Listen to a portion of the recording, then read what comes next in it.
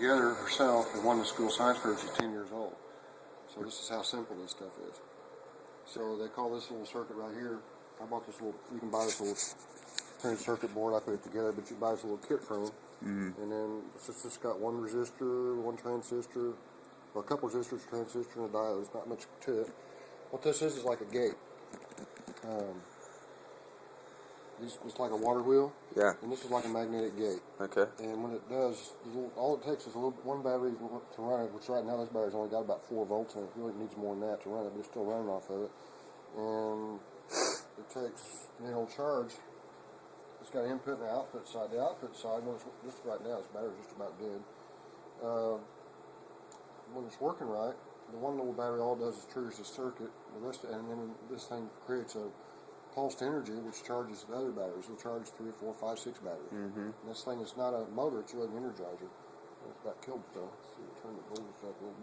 Like I said, I don't have fully charged battery running on it. Just something I had out there. There's the problem. Okay, out in the garage. And anyway, the concept is a lot like a water wheel because it's opening a magnetic gate, which allows this radiant energy to come in.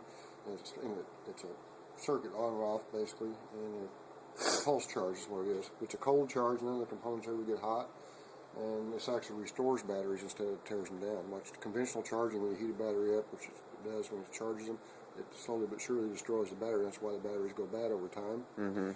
Well, this is just the opposite. It actually restores the batteries, and as long as they're not physically damaged, they'll last indefinitely. And they look at batteries kind of like a living entity because they actually are in an elemental form.